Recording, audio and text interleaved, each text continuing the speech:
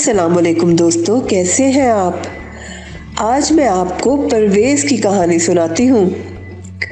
परवेज़ अपने अब्बू के साथ गांव में रहता है।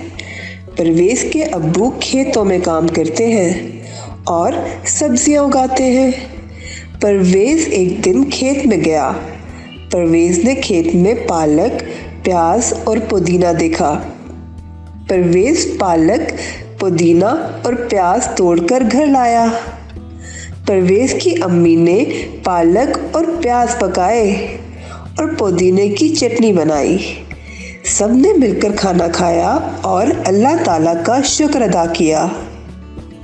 प्यारे बच्चों, पालक, प्याज और पुदीना की शुरू की आवाज प है। प प प। अरे ऐसे नहीं, ऐसे बोलो।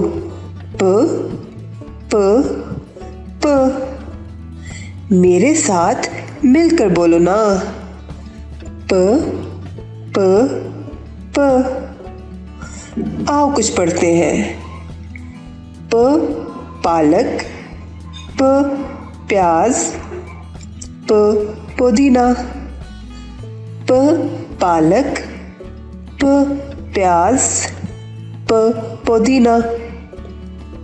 प पालक, प प्याज, प पुदीना।